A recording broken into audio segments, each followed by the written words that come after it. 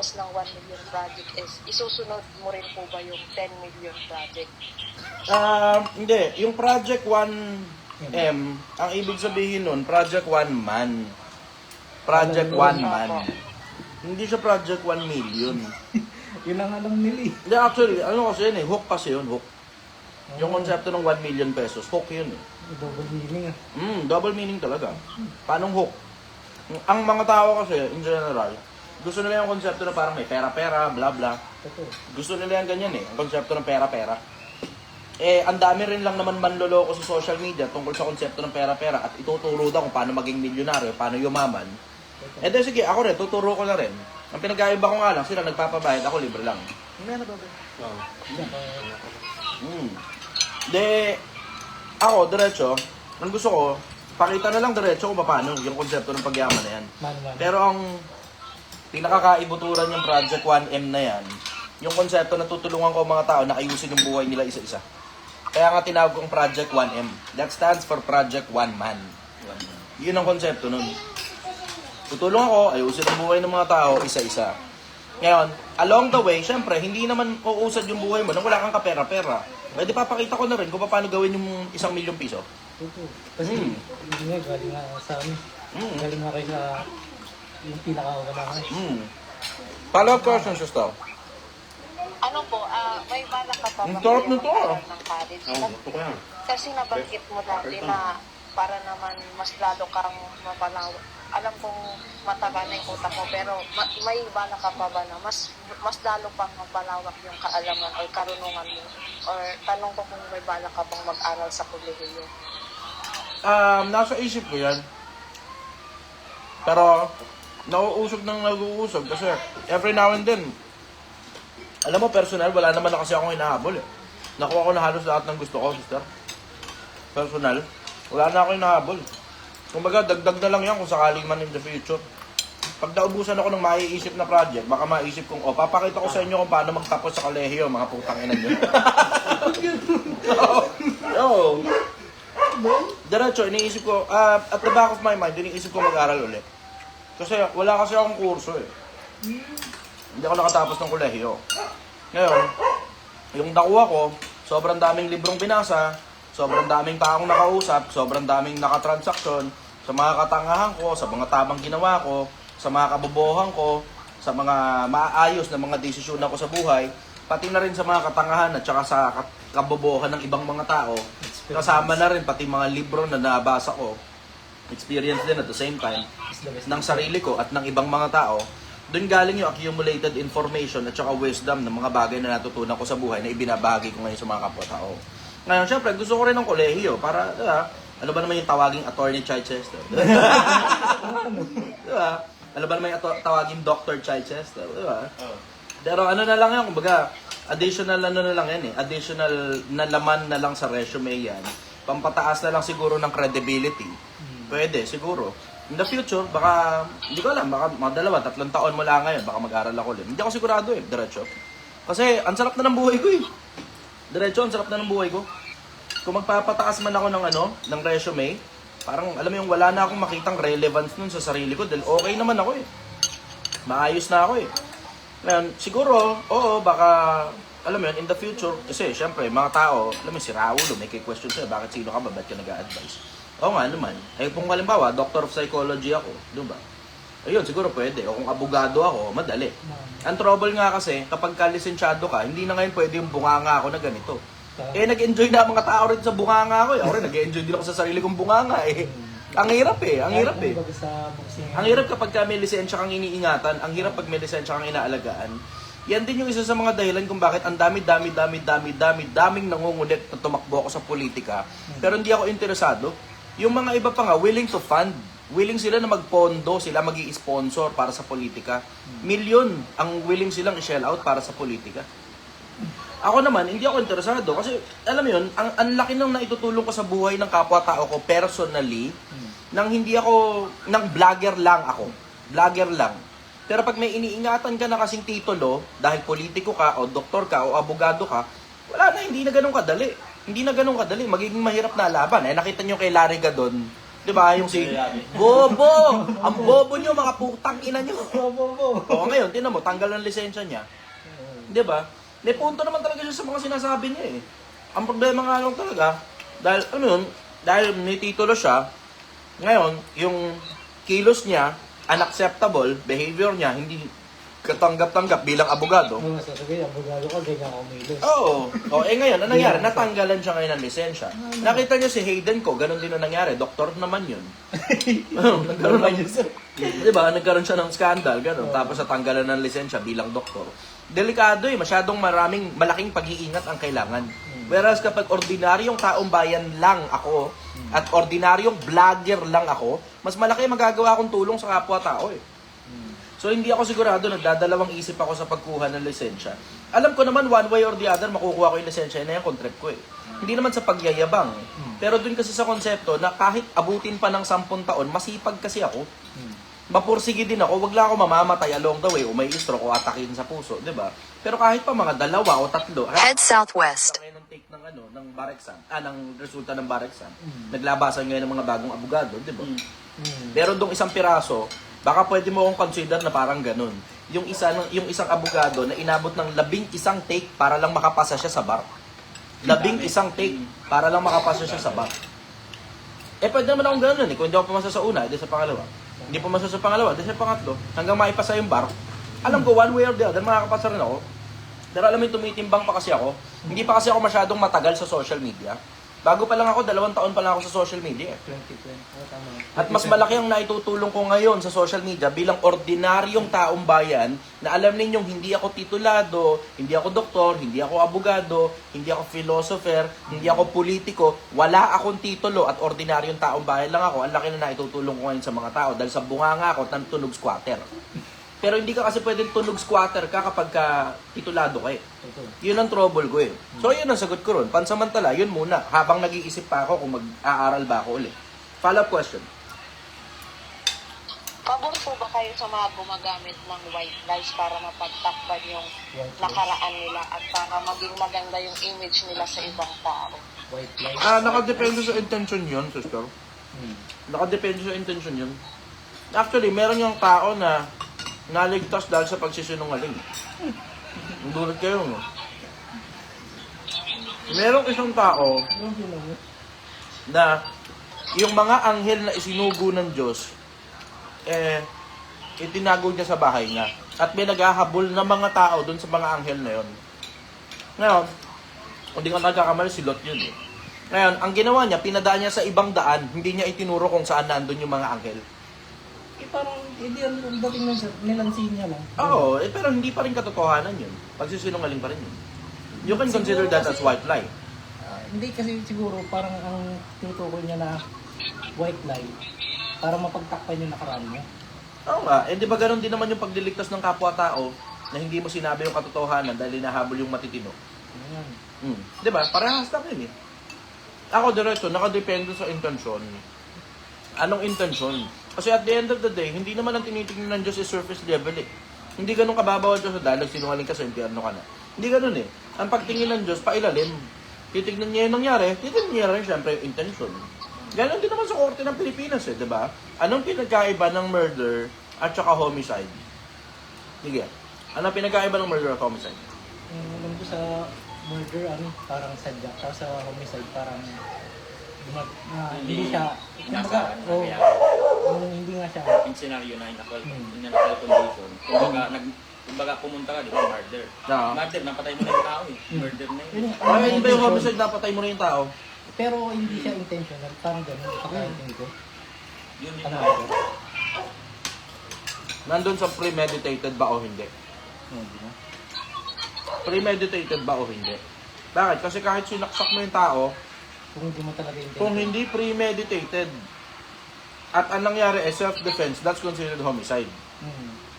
Pero kung pinagplanuhan mo at inisip mo kung paano gagawin yung pagpatay, then that's murder. Tama. See the difference? Like yung issue dun sa ibang bansa, yung sa babaeng binaril na sa US there, sa sakyan. Ayun, yun na ibig sabihin. Kaya makikita mo, ang Diyos tumitingin sa intent. Ngayon, I strongly suggest that we human beings start doing the same. Minsan hindi dun sa ginawa.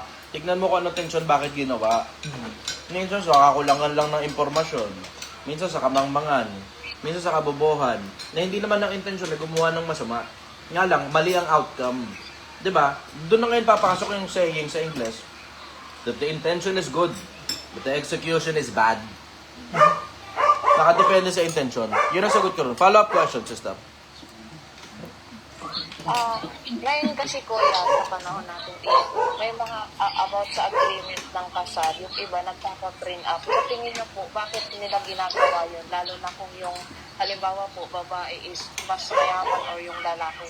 Bakit kailangan po nilang magpa-print up? Sa tingin niyo po ba, may tiwala sila sa isa't isa or ayaw lang nilang ma-share yung mga property nila? Katulad po ng ginawa ni Bea Alonso, kaya hindi sila natuloy.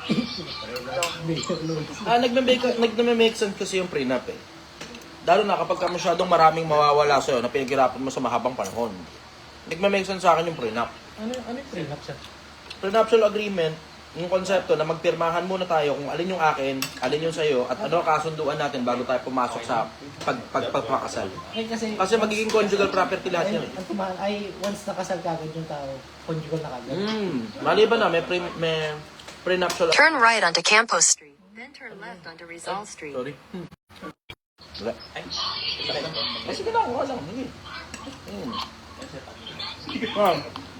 Tungkol sa konsepto ng prenuptial agreement, ako, naniniwala ako dyan eh.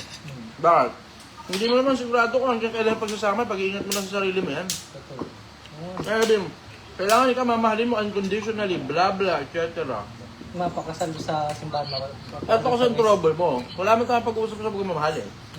Ang trouble mo, maaaring yung pagmamahal na wagas at tapat sa panahon ngayon, eh hindi na ganun paglipas ng panahon dahil ang pagmamahal ng tao humuhupa. Oo, lalo na sa mga kabataan na nanonood, ang pagmamahal ng tao humuhupa. Hindi habang panahon, mahal na mahal ka niyan, katulad ng pagmamahal niya sa'yo nung una kayo nagkakilala. Pag pumapasok na ang mga responsibilidad at nagkakilala na ng husto at alam niyo na ang baho ng isa't isa at magkasama na kayo sa bahay, sa mas madalas na pagkakataon, humuhupa ang pag-ibig ng tao. Ngayon, kung masyadong maraming naipundar bago pa magkaroon ng kasalan, nagme-make sense talaga yung prenuptial agreement. Ngayon, dun sa taong wala masyadong naipundar, dun yan magkakaintindihan kung mahal mo ba talaga yung tao na yan. Kung totoo mahal mo yung tao na yan, pakakasalan mo pa rin yan kahit wala ka mapapala sa kanya. Kung sa akin yung ko lang narinig.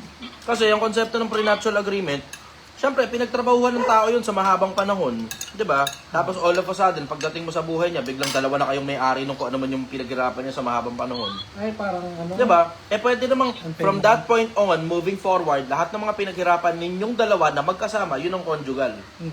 Pero lahat ng pinaghirapan nung tao, bago pa yung kasal, yun ang naka-prenuptial agreement. So, o di start fresh kayo ngayon. Wala akong nakikitang mali ron. Wala akong nakikitang problema dun. Kasi may mga tao nagpapakasal lang dahil sa pera, dahil lang mayaman yung kung sino man. Hindi, kadalasan ano yun. Lalo na kung may mga anak na yung mayaman. O syempre, ingatan niyo yung mga anak niya.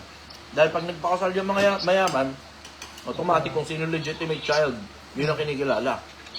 Yung illegitimate, kalahati lang makukuha. Follow up, go. Ito kuya tungkol naman sa pamilya.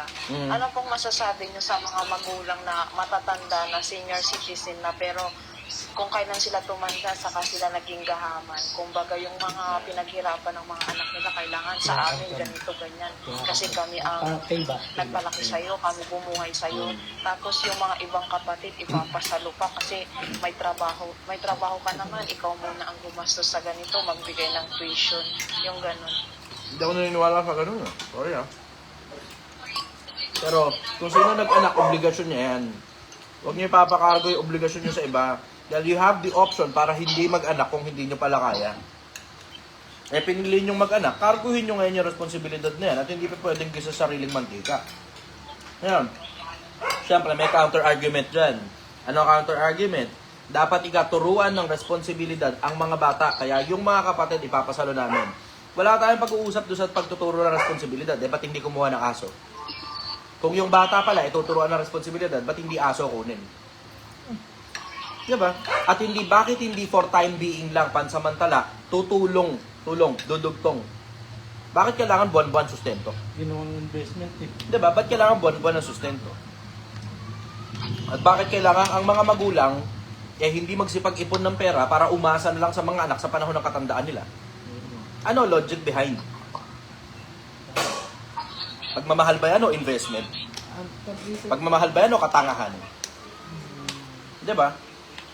Kasi pagmamahal, diretso ang pagmamahal, pinaghahandaan mo yung kinabukasan ng mahal mo.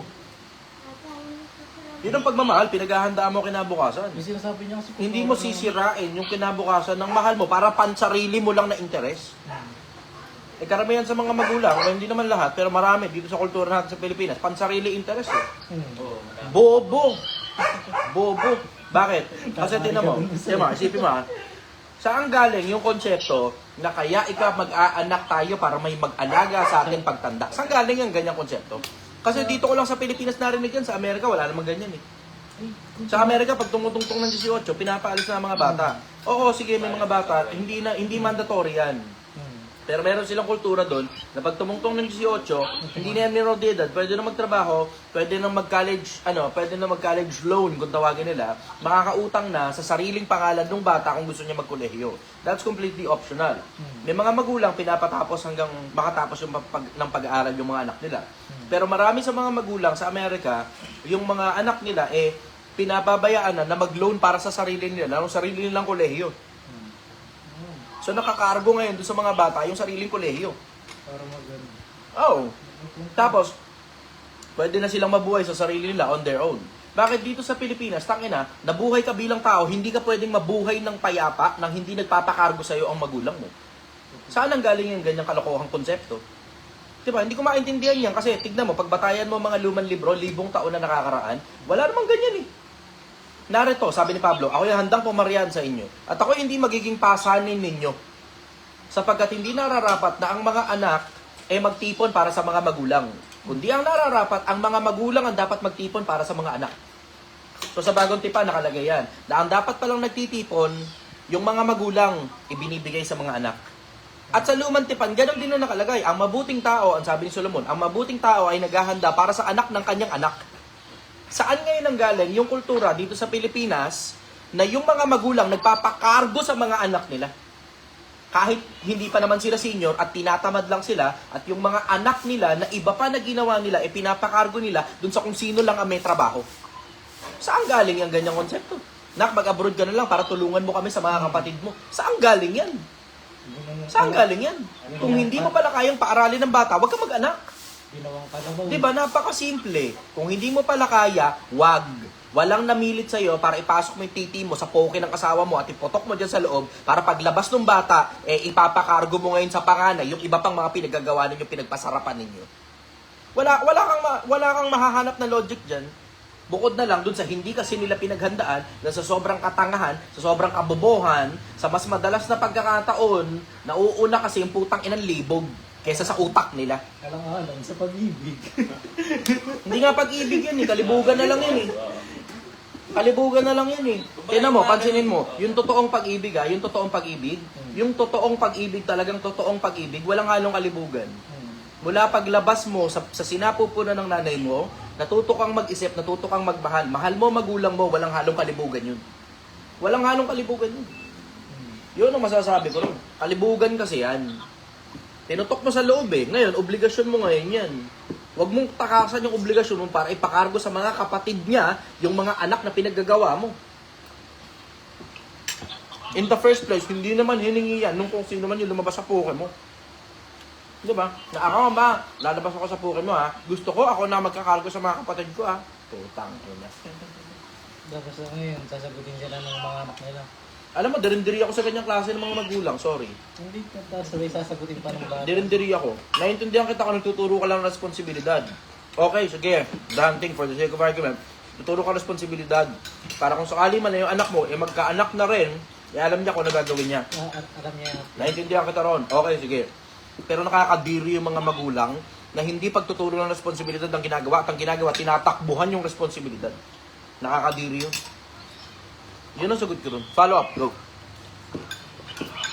Ano kuya, kung anong gagawin mo kapag halimbawa yung kasama mo sa buhay or partner mo binasag sa tuwing nag-aaway kayo, binabasag niya yung mga personal na gamit. Sa tingin mo, kaya mo pa kayang matagalan yung ganon or anong thoughts mo tungkol po doon?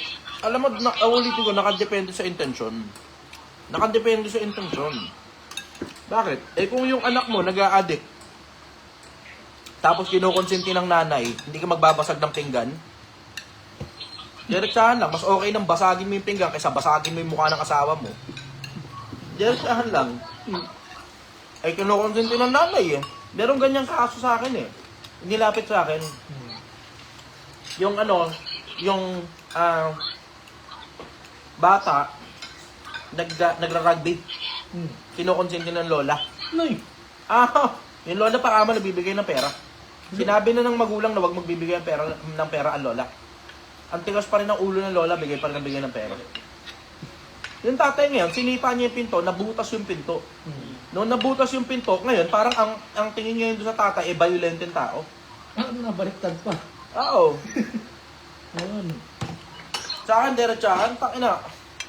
Di baling yung pinto na lang yung mabutas kasi yung mukha mo yung mabutas ko. Nakadepende sa intention. Yun ang sasabihin ko, nakadepende sa intention. Follow-up question ko.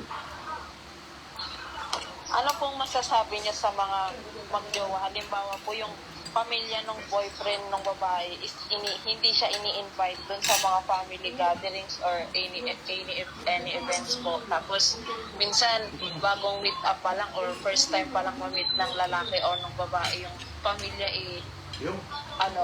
natutulong na sa bahay. Kunwari po maghugas ng plato, ganito agad. Parang ang intention po nila, masanay na agad na dapat mag-iting kayo, ito na ang gagawin mo. Yung ganun po. Ito general perspective. Kilalanin nyo muna pamilya. Kung siya kilalanin, hindi pangalan lang. Dapat pati ugali kilalanin nyo. Bakit? Kasi kung ano po na siya bunga. Oo. Kung sino yung magulang, madalas na pagkakataon, dahil yan ang kinalakihan at napanood ng mga anak, yung ginagawa ng mga magulang, ganyan din malamang kalalabasan ng anak nila, na ginawa mo. Yun ang sagot ko ron. General lang, general. Kasi, pwede kang umisip ng sobrang daming senaryo kung paano parang ang dating may mali yung mga future biyanan. Overall, ang sasabihin ko, tignan nyo na lang muna yung ugali. Kahit ano pa senaryo maisip nyo tungkol sa mga future biyanan, tignan nyo muna yung ugali. Doon magkakatalong ngayon kung ano ang posibilidad na maging ugali ng anak nila na ginawa mo. Yun, follow up. Kaya anong pinagkaiba ng salitang bobo at tanga at paano mo po masasabi na yung isang tao ibobo na Yung mga ganong bobo lang ano, at paano yung mga mo ganong masasabi terminologies, na tanga sister. yung isang tao lang? Yung mga ganong terminologies, i-google nyo na lang. Yan, assignment ninyo. Kasi sobrang simple lang yan eh. Ayokong sagutin na lahat na lang ng bagay, i-spoon feed ko pa. Ang mangyayari, magiging tanga kayo nun. Lahat ng bagay, tatanong nyo pa sa akin. Ang kailangan ko ang mangyari, hindi nyo na ako dapat kailangan pagkamatay ko. Yun ang kailangan ko sa inyo. Ang kailangan ko sa inyo, hindi nyo na ako kailangan pagkamatay ko dahil natuto na kayo sa akin. O ngayon, yung mga ganyang mga terminologies, i-google nyo na lang. Yan yung assignment nyo. Ano pinagkaiba ng bobo at tanga? Kaya i-google. Follow up. Okay na kuya. Okay, thank you very much. Bye-bye. Ay, na-shoot. Salamat po. Sige, na-shoot. Salamat kuya. Sige po. Ingat Sige, po. kain ka muna. Bye-bye. Opo. Opo. Kakain daw muna siya. Na-shoot. Tarap. Sige, next tayo. Thank you, brother. Napapasarap yung kainan natin sa sarap ng kwentuhan eh. Napapasarap yung kain sa sarap ng kwentuhan. Hindi na mamala yan eh. Salad na ano yan. Ano tawag dito? Lato? Ang tawag dito sa amin Lato-lato. Pokel-pokel. Pupulo ang tawag sa amin. Ito, katuday na salad. Katuray? Katuray. Oo. Katuray. Oh, sarap. Ayos ano? Maligaya. Ang daming pagkain. Nakakatawa naman po. bukas yung ano naman, wala na natin. Bukas ng malunggay. Ah, sarap yun.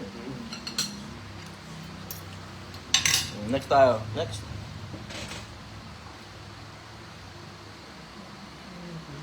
Fish head. Fish head.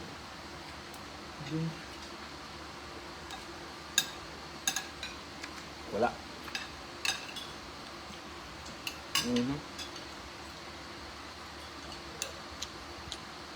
Next tayo. Hello everybody! Sa mga nasa Facebook, nandito na ako sa Ilocos Norte. Sarap ng buhay. Wala ulit. Next tayo. Ang haba ng pila ng mga gustong umakit sa live.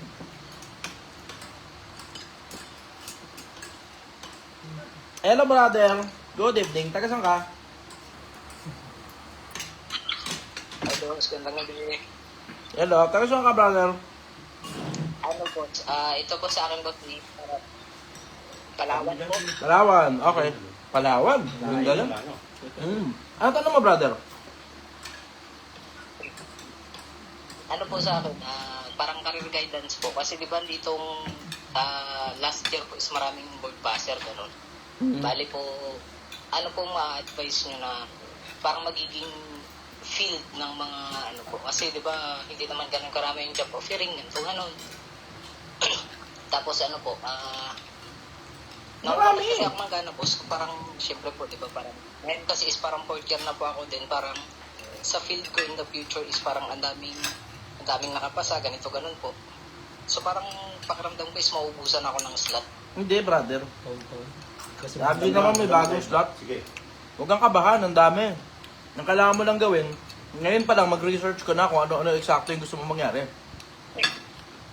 Malakas ang real estate lawyer, malakas ang corporate lawyer.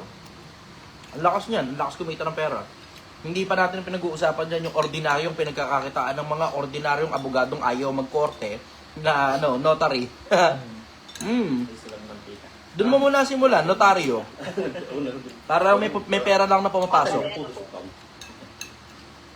Ano po kasi ako, sir, nasa teaching field po, bali education po. Di ba po nitong nakaraan ng LPTs is parang more than 53K ang nakapasa po, kung hindi ako nagkakamali.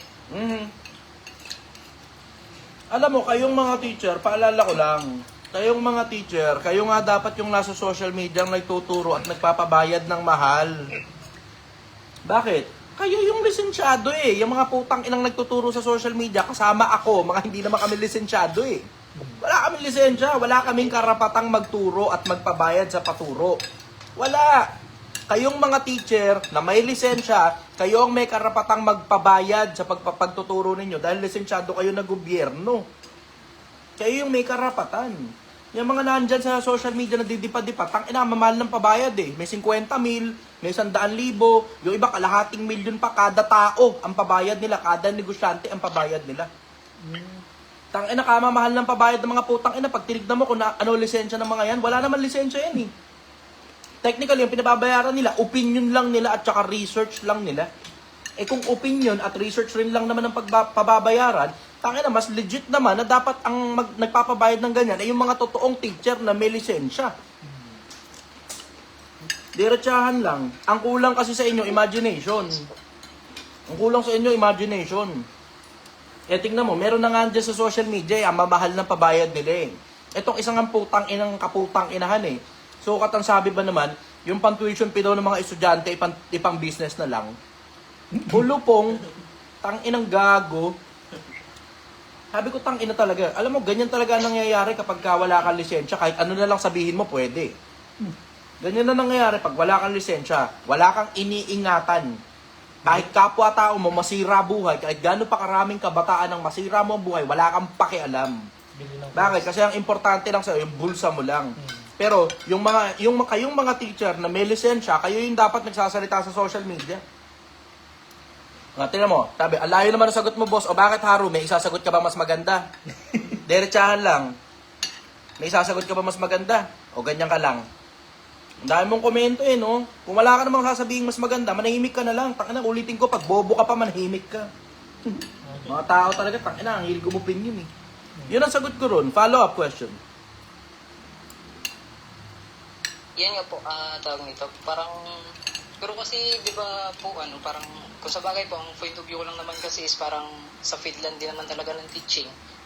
Kasi tawag nito, parang alam ko rin po kasi na based sa mga nakaraan din po na napapanood ko sa inyo is parang kung ano yung resources mo, i-maximize mo po, parang ganun. So, Ang sikreto kasi, brother, nasa pagpapalalim. Ang sikreto, nasa pagpapalalim. Yun ang sikreto. Magkaroon ka expertise. Kung ano eksakto yung expertise mo, yun ngayon ang ituro mo sa mga tao.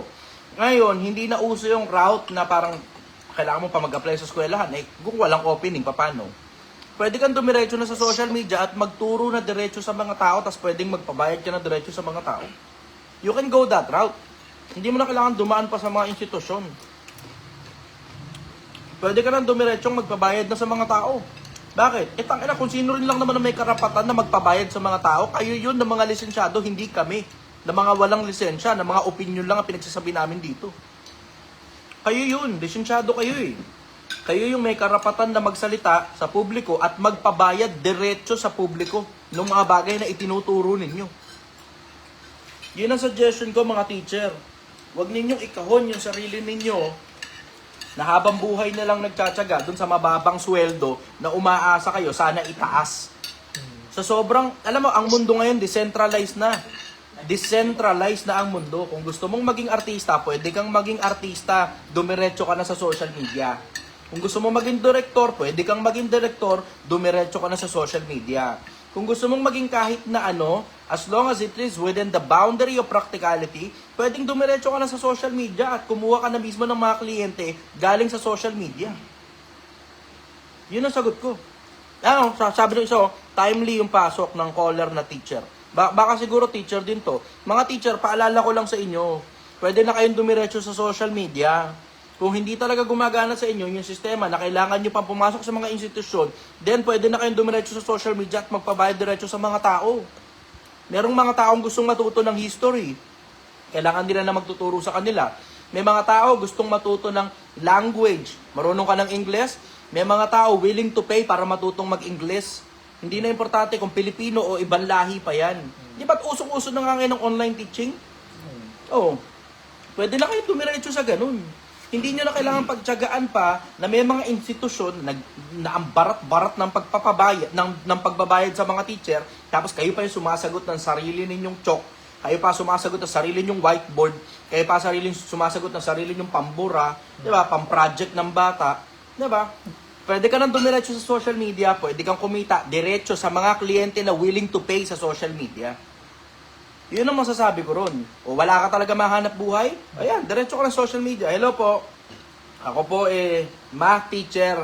Willing po ako magturo sa kung sino man, sa mga anak ninyo na hindi magaling sa mathematics para pumasa sila sa mga klase nila, willing akong magturo. Ito po ang fee ko. Pakita ko po sa inyo. Ito yung mga itinuturo kong mga subjects. Kung ang anak ninyo nahihirapan sa mathematics, akong bahala sa anak ninyo, PM nyo lang ako, pag-usapan natin. Simple.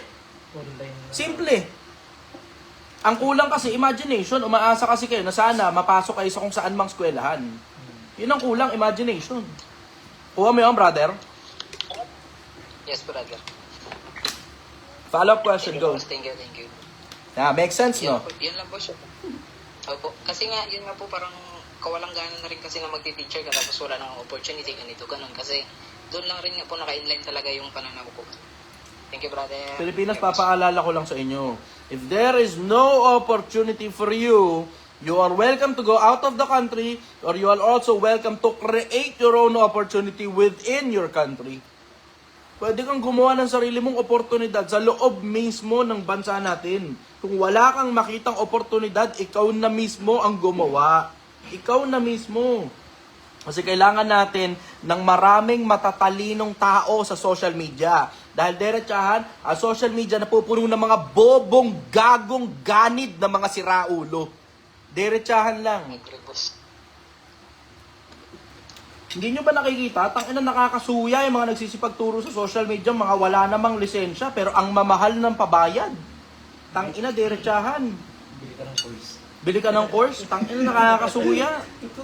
Walang lisensya, mga putang inang yan. Ito pa, mas worse. Ni hindi nga man lang nakatungtong ng kolehiyo ng pagtiteacher ang mga hayop na yan.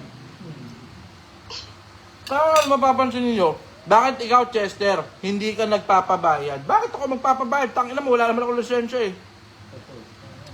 Diba? Wala akong lisensya eh. Isa pa, ang gusto ko, makatulong sa mga tao, hindi mamera. Ito mga putang inang nagsasalita sa social media, dahil lang sobrang konti, dahil lang walang regulatory body. Kaya nga makikiusap ako sa inyo, sa mga politikong nanonood ngayon, kung maaari, lagyan nyo ng regulatory body na yung mga putang inang mga courses na yan sa social media, ma-regulate kung sino nagtuturo dyan at kung ano ang laman na resume ng mga hayop na yan. O sa derechahan, karamihan dyan, incompetent, stupid shit. Tumatalsik pa yung kanin sa bibig ko. Pag nakita mo yung laman ng mga kurso nila, putang ina, pinagkukuhaan nyo lang sa internet yan eh. Na sinasabi rin ng kung sino man na nandun sa internet at inuturo din yan sa kung saan mang bansa.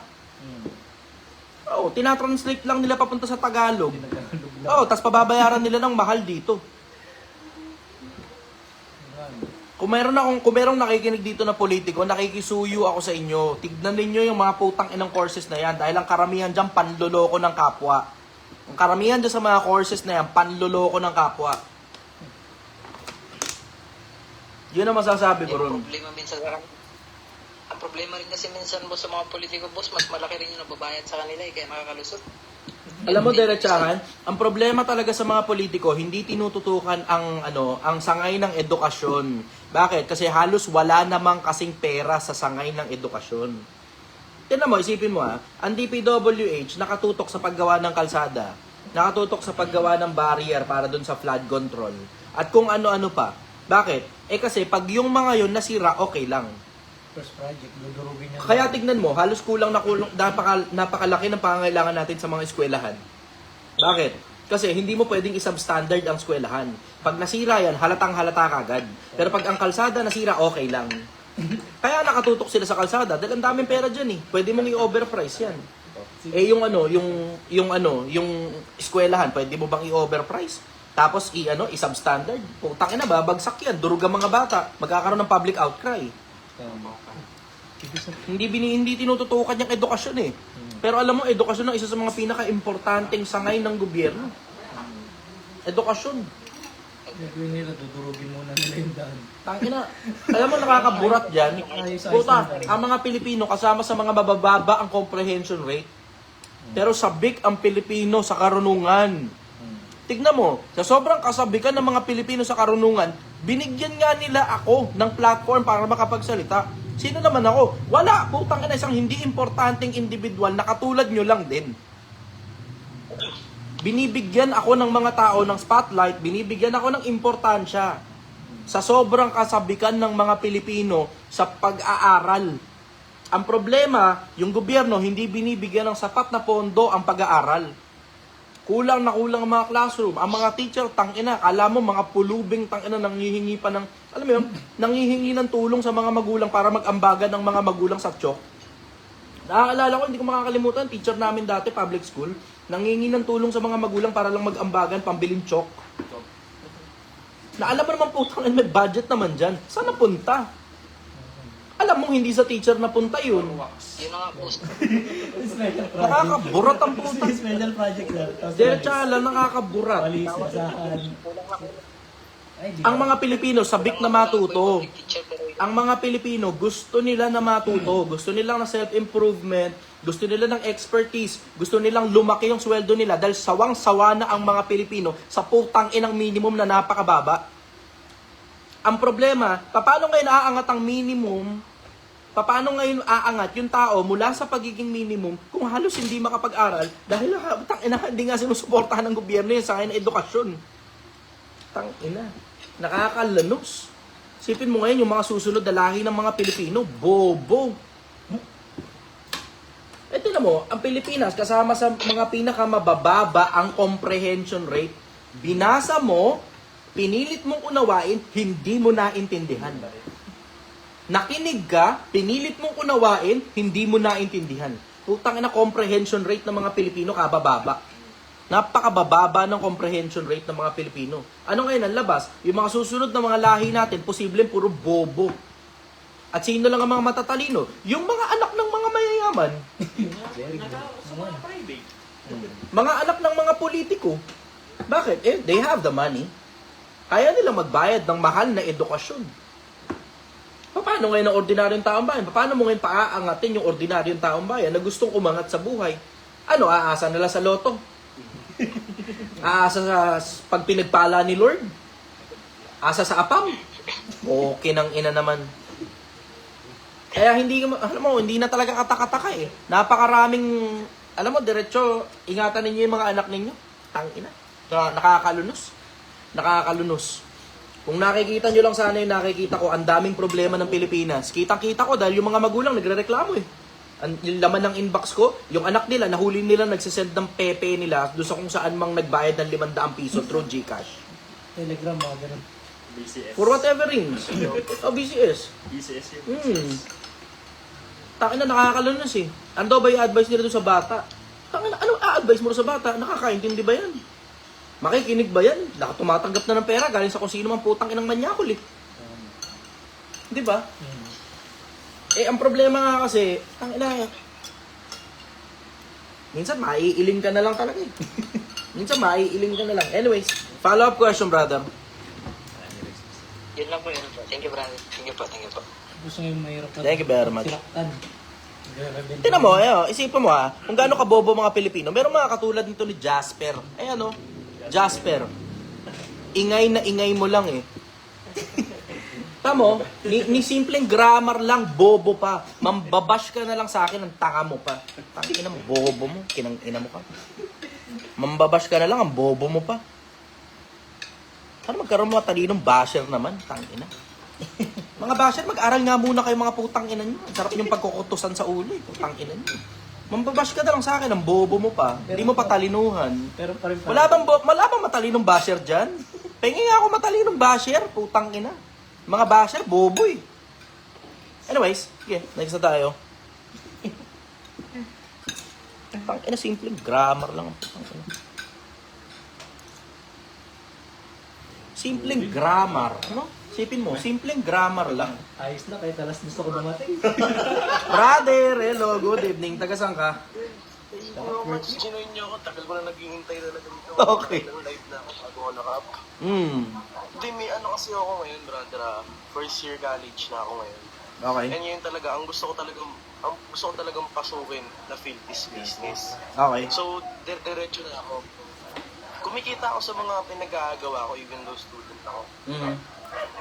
Nagtitinda ako sa school ng mga Graham balls, any product. Binibenta ko sa mga estudyante. Okay naman. Okay. Pero nagkakaproblema ako, brother, sa tawag dito, sa isa ko pang business. Kasi hindi naman araw-araw may pasok kasi ang dami ko pang mga pinagkagastusan sa school, ganyan. Yung nagtitinda ako sa terminal. Ngayon, pinaalis ako ng vendor kasi natatalo sila sa produktong binibenta ko. Halos hindi na daw bumibili yung mga pasahero sa kanila. Okay. So, iniisip ko kung sino ba talaga yung tama, yung vendor ba ako. Kasi di naman daw ako member eh. Pero parang pinapayak naman ako ng guard. Pinapaalis nila ako kasi natatalo daw sila. Ang sinabi ko naman sa kanila, di ba customer naman yung yung nagdidesisyon kung or pasahero naman yung nagdidesisyon kung saan sila bibili. Kaya, ayun, parang nag-breakdown ako noon. Talagang iyak ako kasi ang laki ng kinikita ko yung brother. Ayun, tuloy ako sa networking, buisit. Dapat ako tuloy. Okay, ano exactly yung tanong mo? Sobrang frustration ko. Ay, parang naglamas ng sama ng loob siya. Ano exactly yung tanong mo? Hindi ko talaga alam kasi, brother, kung sino ba talaga yung paniniwalaan ko. Kasi ang daming mga lumalabas sa social media na nagtuturo paano magnegosyo. Iba-ibang field hindi ko maintindihan. Yung iba, nagpapabayad pa. Ngayon nung pumunta ako sa networking, kasi buti hindi ako nagbayad ng buo eh.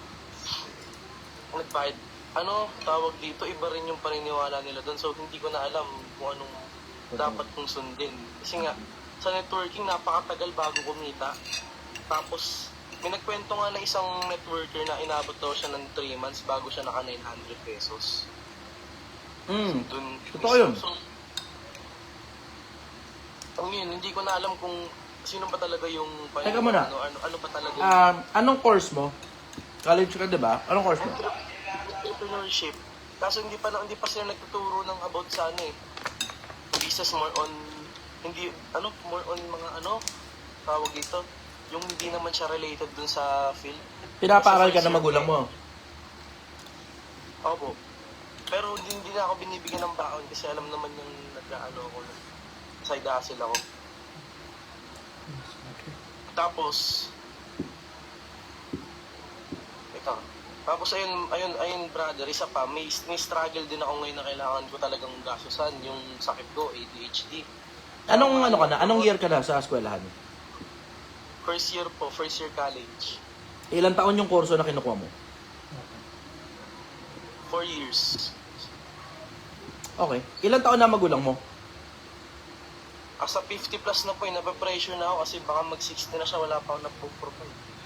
Ay, pinag-pressure mo sarili. Si mami lang tumataguyod kasi gago yung tatay ko eh. Walang laging, alam mo yun, pinalayas ni mami nun kasi nagtana ako ng mga gamit dito sa bahay, binibenta, pinagsusugan. Okay.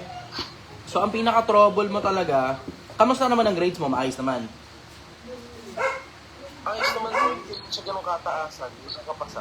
Okay. Ang pinaka-trouble mo, pinapaalis ka kasi hindi ka daw miyembro ng asosasyon. Opo. Anong kailangan para magpamiyembro ka sa asosasyon? Kailangan daw matagal na doon. Mga musa nandun, mga matatanda na kasi, ayaw nila ako payagan na pumasok ako sa kanila. Nagmamakaawa ako na, baka naman pwede ako magbutaw sa inyo. Pwede ako magbutaw sa inyo or magbayad para payagan nyo pumasok. Ayaw talaga nila, so ang ginagawa ko na lang, inaantay ko mag-alas 7 ng gabi para magtinda ako doon. Kaso nga lang, kukunti lang dinadala ko kasi wala na masyadong pasahero doon. Asan ka ba? Sa Kalamba po, Kalamba, Laguna. Okay. Bala ko nga sana pumunta yung sa Kaykay Rizal, kaso wala pa naman ngayon. Kaya, Nasa Ilocos ako ngayon.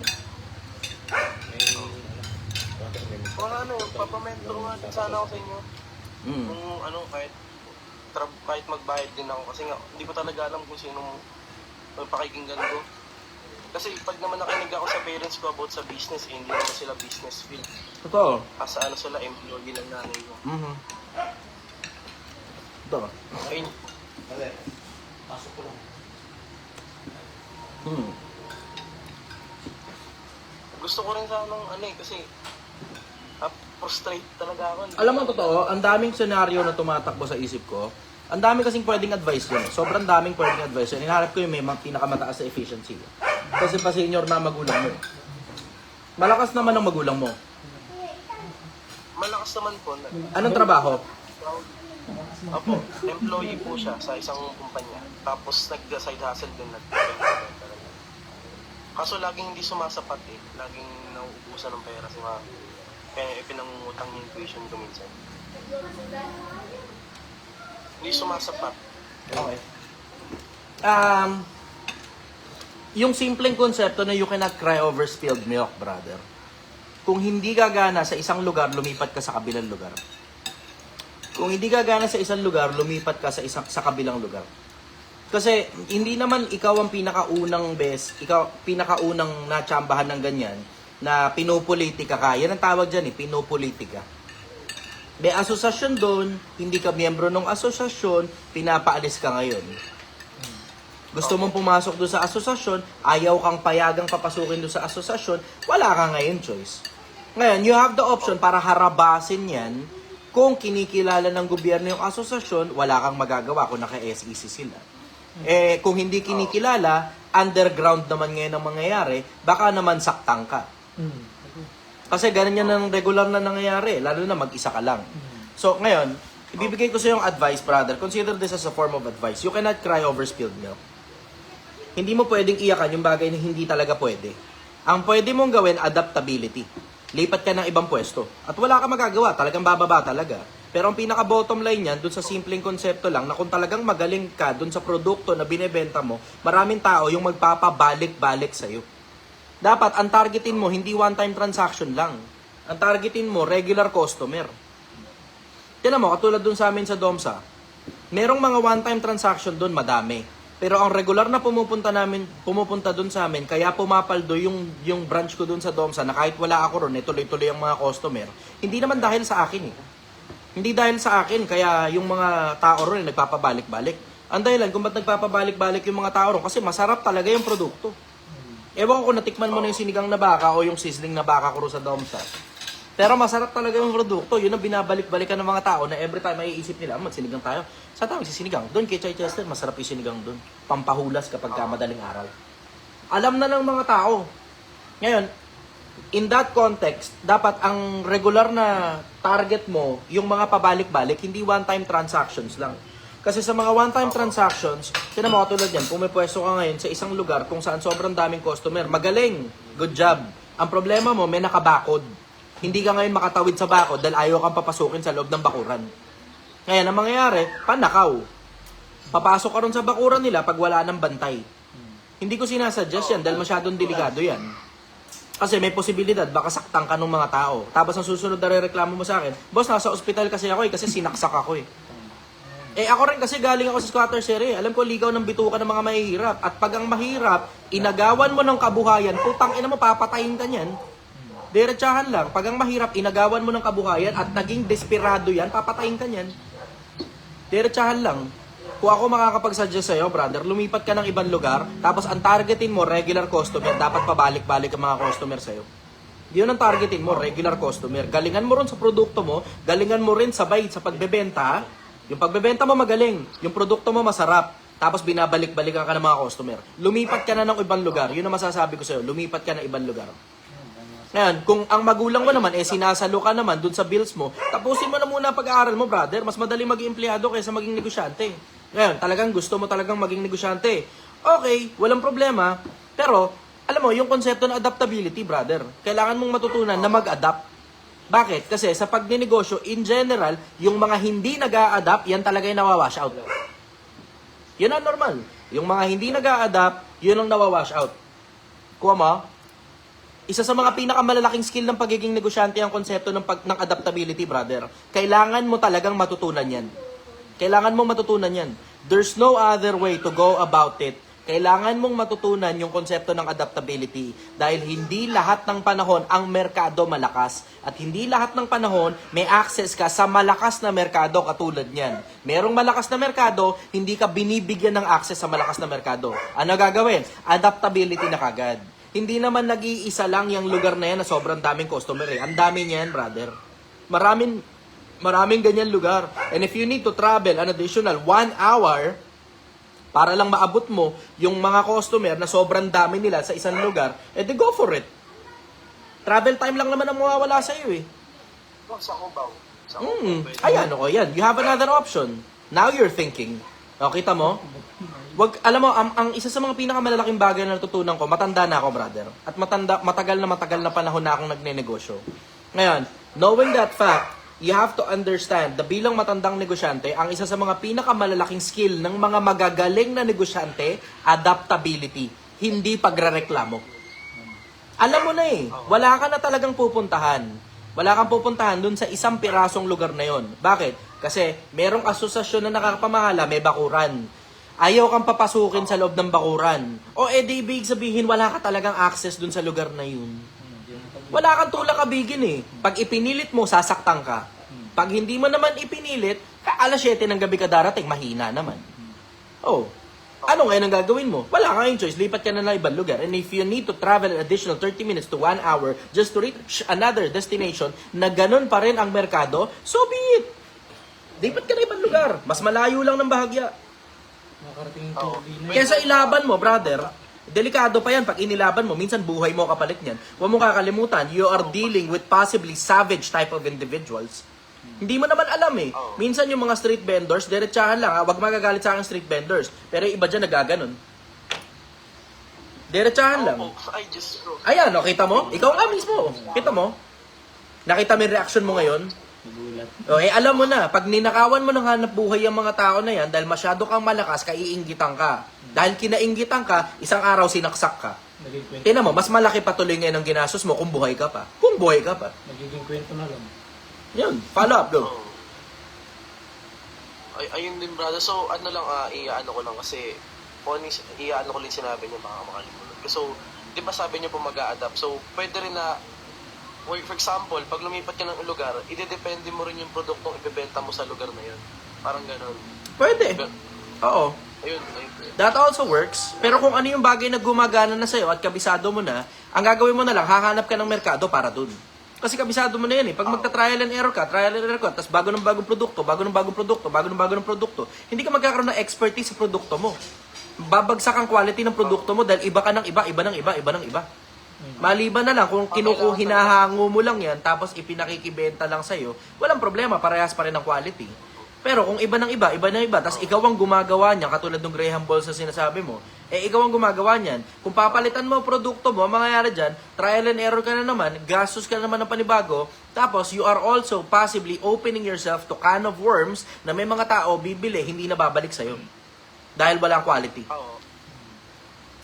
Yun. Kumbaga, yung pag pumali yung isa, yung for example, nagtinda ka, palyado yung isa, tapos may bumiling customer. Kahit yung pangalawang benta mo ng produkto, kahit maayos na, hindi na sila bibili nun. Kasi yun yung unang nilang natikman. Totoo. Nangyari din naman sa akin yan eh. May mga reklamo sa akin in the past na masyado daw maasim. Tapos in-adjust ko. May mga reklamo naman masyado naman matabang. Sinigang nga eh. Oo. Tapos may mga reklamo noon, ang konti daw ng karne. O di dinamihan ko. May mga reklamo naman, sobrang dami naman daw ng karne, nakakalunod na, hindi na maubos. Di ba? Nangyayari talaga yan. Nangyayari na talaga yan. Yung add-ons, yung pag sinabi, pag may additional na karne, magbabayad sila ng bago. Kaya, pag naalatan sila, pwede sila magsabi na medyo tanggalin yung alat. Tapos may dagdag na bayad. Oh, pero one size fits all kasi yun. Hindi mo kasi matatanong sa tao kung ano ba gusto nyo. Sobrang asim o hindi masyadong asim. Hindi naman ganun eh. Oo. One size fits all yun. Isang lutuan lang yun. Yun. Nakadepende doon sa batch na yun, nung araw na yun, yun ang binebenta namin. Kaya nga, ang ginawa ko, isang tao na lang ang nagluluto. Isang tao na lang, para hindi pa bago-bago formula. Kasi iba ng iba. Eh, syempre, may mga dunong-dunungan, galing-galingan. Nakasulat na nga dun sa, putang ina, mamagaling pa. Anyways, follow-up question, go. Ayun naman, tapos na ako sa tanong na yun, brother. Ito naman tanong ko about dito sa, kasi di ba, may sinasabi kayo na nagsasabi na, yung networker na sabi daw ibang tuition yung business. Kasi kilala ko po yun, malapit lang dito sa amin yun eh. Kasi may kinounterpoint siya doon, may sinabi siya na hindi naman daw niya i-generalize kung business ang habol mo, doon yun ang gagawin mo. Pero kung ibang course yung kinukuha mo, doktor din. Lalong mali. Counterpoint, sablay din eh. Counterpoint, sablay din. Kung business daw ikaw, yung pang-tuition fee mo, pang business mo lang. Di lalong mali. Bakit? May mga business schools eh. Huwag mo naman sabihin sa akin, mas magaling ka pa kaysa sa mga nag-aral sa business school. Oh. Di lalong mali. Ang sinasabi daw niya kasi doon wala naman daw negosyo yung mga yun, siya meron. Wala nga. Sorry ah. Ayokong magsalita ng specific eh, pero kilala ko kasi siya eh. Kilala ko eh. Tanong mo ano negosyo niya? Yung nakapangalan lang sa kanya. Yung Tanong mo ano negosyo niya? Anong negosyo niyo po yung nakapangalan talaga na totoong nakapangalan sa inyo? Tanong lang, kasi question lang yan eh. Wala akong kinlaim na kahit ano ha. Wala akong kinlaim na kahit na ano. Basta tanong nyo, ano pong negosyo nyo, yung totoong nakapangalan po sa inyo, patingin po ng business permit. Uli. Sige. Meron siyang pinakita boss na may pwesto siya dito sa malapit sa may mamatid na Kahit sino pwedeng magpwesto. Pero ang tanong, kanino yan? Kanino? Hindi ko alam, wala siyang pinakita. Diba? Kanino? Yung totoong sayo, nakapangalan sayo. Diba? Ganon yun. Yung totoong sayo, nakapangalan sayo. Pag iba pangalan dyan, bakit iba pangalan? Kanino ba talaga yan? Diba? Derechahan lang. Ako naman, derechahan lang din.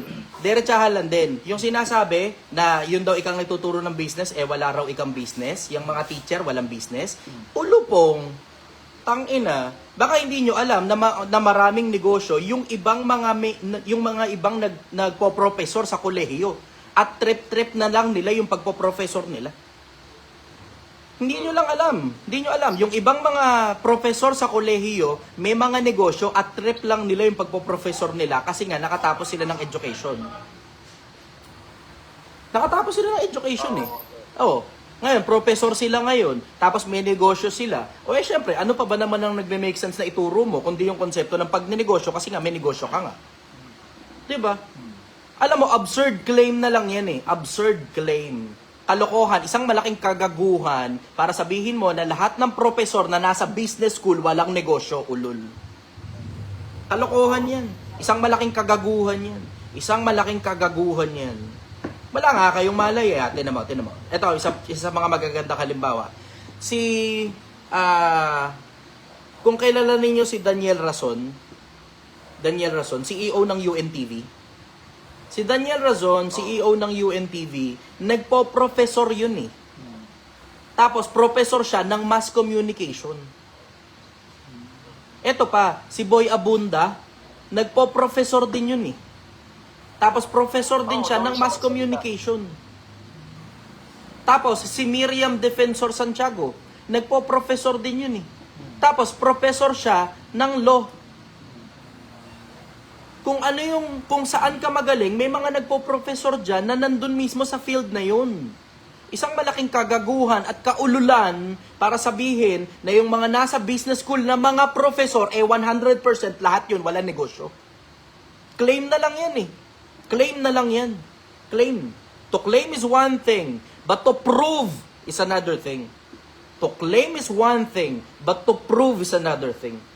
Madaling mag-claim. Sabihin mo na lahat ng mga professor sa business school walang negosyo. Asa ng pruweba? Asa ng pruweba? Tingnan mo, punta ka lang mismo sa business school eh. Doon lang, punta ka mismo sa business school. Tanong mo, yung mga professor doon, kayo po ba may negosyo po ba kayo?